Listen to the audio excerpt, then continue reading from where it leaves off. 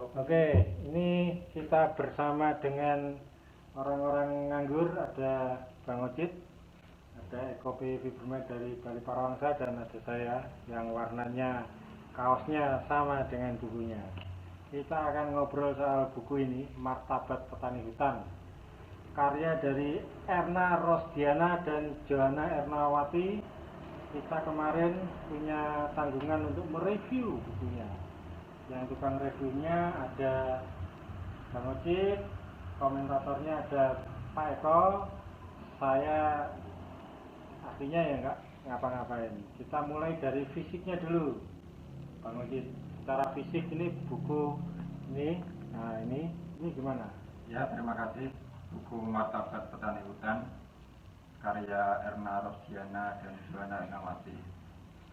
Pertama, kesan saya bukunya sangat tebal. Cuma intinya tebal itu tidak harus membingungkan dan tipis tidak harus ringan.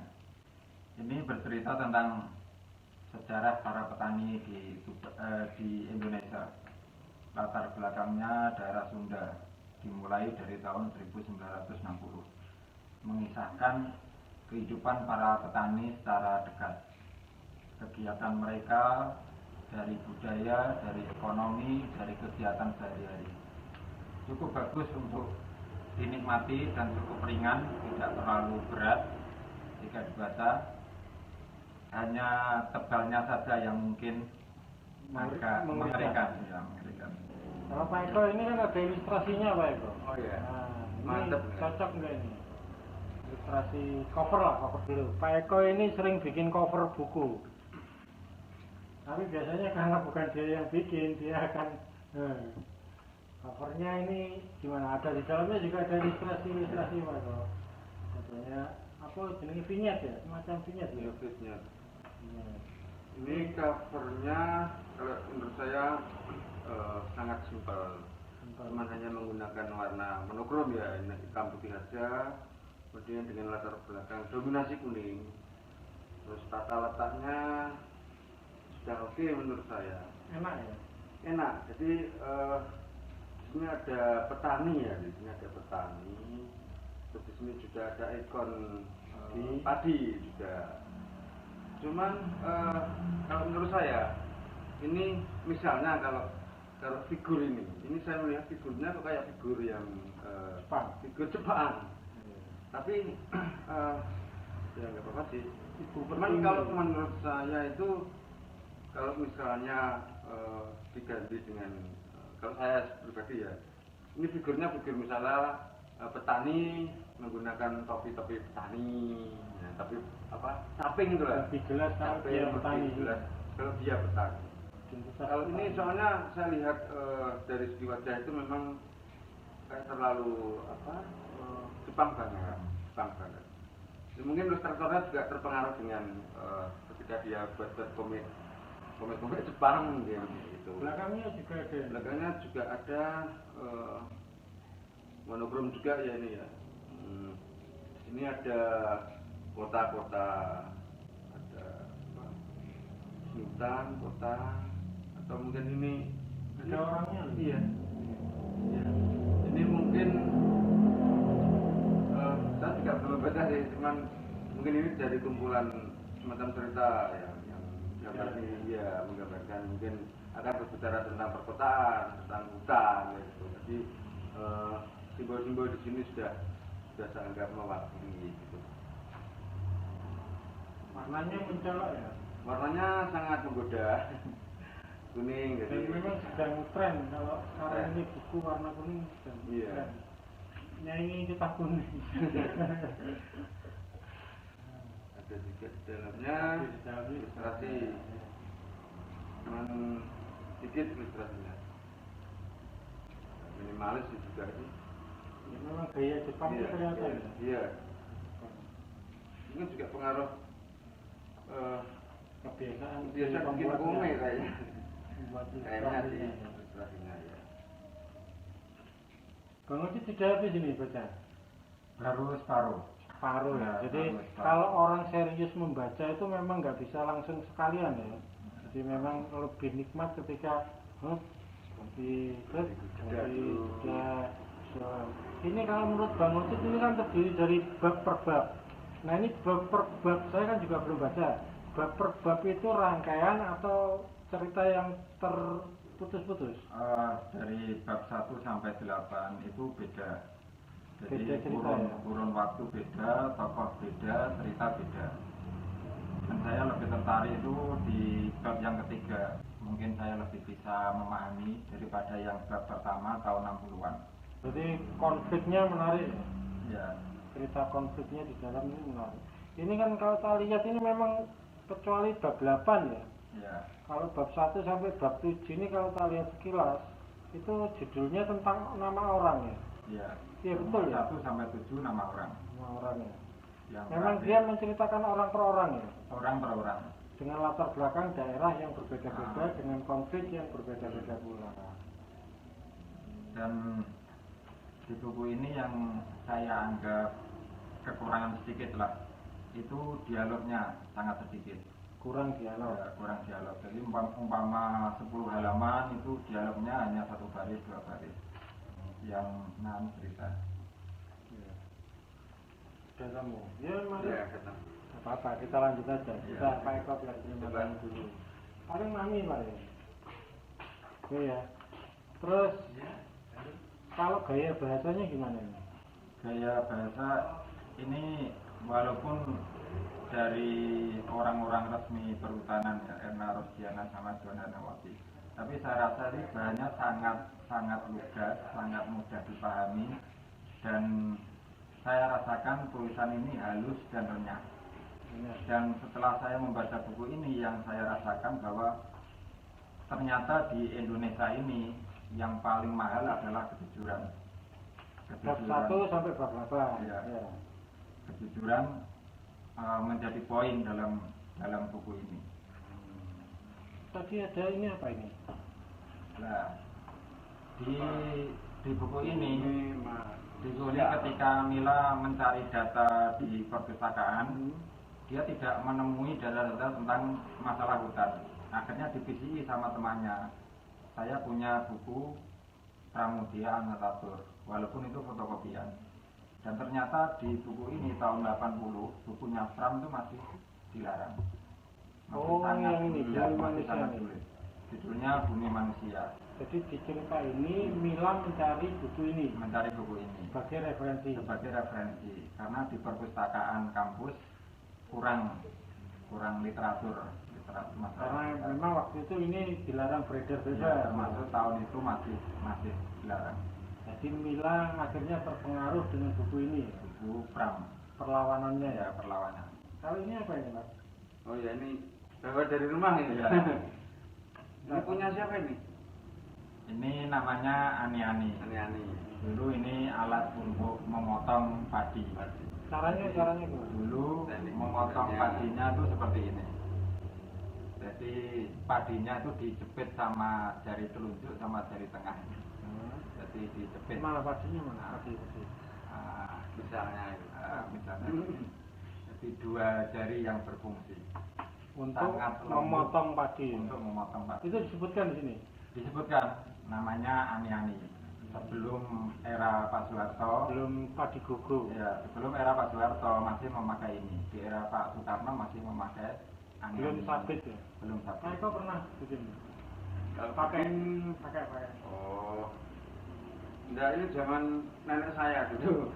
Dulu kan nenek itu punya sawah yang luas, sehingga di dinding-dinding rumah bambu saya itu memang banyak. Ada beberapa itu memang. Tapi bentuknya ya beda-beda. Tapi waktu itu desainnya. tahu fungsinya ya? Tahu, karena ya tiap hari saya juga ngikutin mbah ke sawah, jadi saya tahu fungsinya. Ya memang untuk memotong padi ya. Rumput enggak ya? Rumput enggak tahu. Sabit kan? Rumput ya sabit. Kapan-kapan harus bikin seperti ini. Oh ya, ini perlu dilestarikan, soalnya generasi sekarang itu nggak tahu dikira Punya apa banyak. ya. Hanya satu ini. Oh. Itu pun dari mertua. Iya, iya, iya. Termasuk Jadi dengan keramat ya. kamu replika. Iya. Lanjut ke bukunya. Jadi Iya. kalau setiap bab itu nama orang, berarti setiap bab itu berakhir ya, ada endingnya. Iya, ada endingnya. Nah, dari 1 sampai 8 tuh pelajaran selain mengetahui kehidupan hutan itu apa pesannya ya? Yang pertama itu, bab pertama itu masalah empat. Empat itu seorang yang taat kepada pemerintah, dia tidak mau memasuki hutan karena itu dianggap larangan lah. Akhirnya empat itu demi untuk mencukupi anaknya yang sekolah itu masuk hutan dan mengambil burung yang dicari itu namanya bincarung atau bincarung Jawa Barat ya. Dan zaman itu tahun 60-an itu empat itu burung itu laku 100 rupiah. Tahun 60-an laku 100 rupiah. Dan dia bekerja sebagai kuli sawah di sawah itu gajinya 8 rupiah. Pokoknya empep itu tidak masuk ke hutan, tapi dia mencari burung dari hutan untuk hidup. Jadi dulu memang nggak boleh masuk hutan, dia patuh ya. Karena hutan itu kekuasaan pemerintah ya. Kekuasaan pemerintah. Dia nggak masuk, tidak nanam, tidak nebang, tapi dari hewannya. Nah itu yang empep. Dan di empep itu tahun 60-an itu masih ada gejolak masalah PKI. Jadi sering ada angker lah, angker ya di dalam hutan angker. Itu kisah empat itu sudah selesai. Dia bisa mencukupi anaknya dengan berburu. Binatang yang keluar dari hutan. Bukan dia masuk ke hutan cari binatang, bukan ya. Bukan. Karena dia takut dengan pemerintah yang berkuasa yang melarang itu. Terus yang di bab kedua itu juragan Aam. Kalau orang belum membaca dikira itu laki-laki, padahal juragan Aam itu perempuan. Itu juragan itu menceritakan dia itu di sawah dengan tradisional. Di zaman Pak Karno itu masih tradisional, masih untung, masih damai. Semua benihnya dari pribadi, tidak pakai obat. Tapi setelah dia memakai benih yang baru, akhirnya hasilnya lebih banyak, tapi juga pengeluaran lebih banyak. Dan dia juga semakin gelisah karena memikirkan biaya di sawah yang ternyata bahwa modernisasi belum tentu mendapatkan hasil yang lebih bagus daripada saat zaman dulu. Tapi kan modernisasi ternyata biaya pupuk, biaya panen, biaya tanam lebih tinggi. Termasuk mengurangi pekerja. Dulu dia bisa pakai 20 orang, tapi ketika memakai pupuk yang baru dia hanya pakai 10 orang. Sudah cukup. Artinya kesejahteraan masyarakat jadi berkurang. Modernisasi. Yang saya baca paling seru itu yang di bab 3 yang Mila itu, kisah kehidupan seorang mahasiswa. Oh, karena ada perlawanan ideologinya ya. Dia mestinya bisa lulus tapi dia menolak di wisuda demi hutan. Dan yang saya catat kata-kata Mila itu adalah seorang mahasiswa itu adalah orang yang bertahan untuk tidak jatuh. Mahasiswa adalah orang yang bagaimana caranya dia tidak jatuh dan bisa menerima kenyataan. Hanya Mila. Mila namanya modern ya. Mila. Kalau dengan empep, juragan Aam itu kan nama kuno. Mila. Boleh di sini kalau lewat-lewat boleh apa-apa. Kita hanya rekaman saja. Jadi kita sekarang ini sedang ada di arena pameran lukis.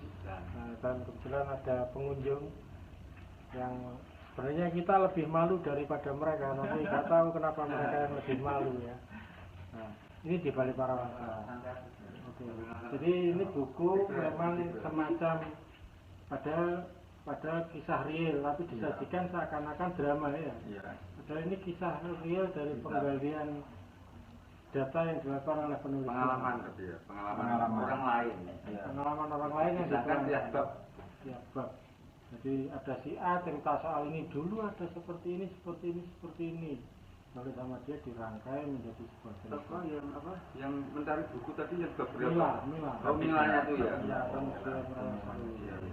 Mila itu settingnya di daerah mana? Di daerah kuliahnya di Jogja. Jawa Tengah ya? Jawa Tengah.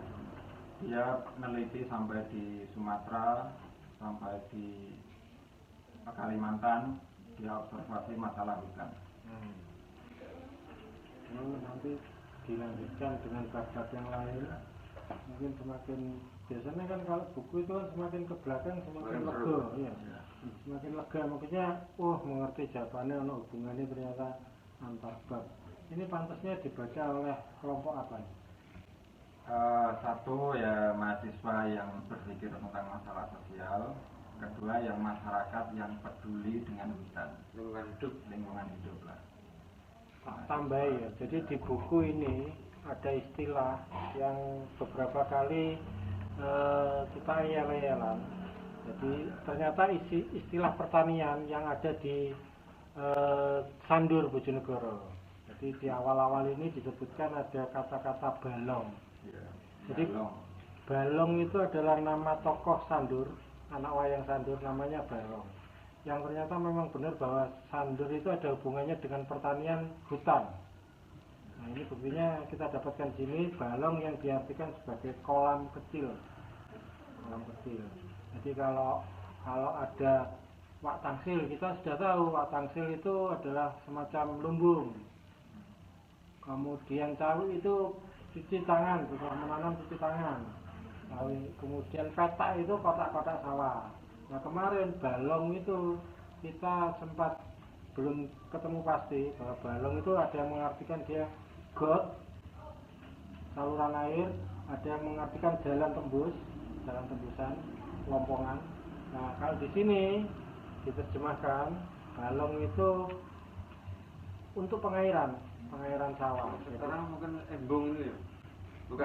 Enggak, lebih kecil dia. Jadi kalau saya di wilayah kalen untuk irigasi. Ya, seperti itu. Tapi lebih ke kom. Jadi kalau saya di wilayah Bojonegoro Selatan itu tempat panen padi, dangau ya, dangau. Tempat menyimpan hasil hutan. Itu atapnya semuanya miring ke depan.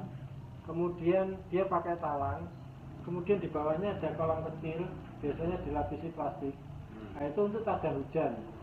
Airnya ditampung situ kemudian dialirkan. Itu biasanya buat sirap, buat sawi juga. Nah itu yang disebut balong di sini. Jadi kolam kecil yang bisa dialirkan, bisa disiratkan. Pokoknya kolam yang ada di sawah. Gitu. Dan mungkin akan banyak sekali istilah-istilah yang bisa dipelajari di dalam, karena ternyata penjelasannya juga sangat banyak. Nanti kita kapan-kapan akan nyambung lagi, karena kalau kita selesaikan semua kita akan bermalam di sini. Ini tebalnya 503 belum termasuk cover ya, 503. Kita dapat kiriman langsung dari Mbak Johanna Ernawati, karena beliau juga pernah ke sini waktu pameran apa? Foto. Ya. Ini salah satu settingnya juga ada yang di Bojonegoro ini. Nah, itulah. Nanti bersambung di kapan-kapan ya. Kita akan review lagi bersama. Kalau yang mau kirim-kirim buku boleh direview. Kita menerima ya. Oke, terima kasih. Kita mau menemui pengunjung dulu. Sampai ketemu. Ada.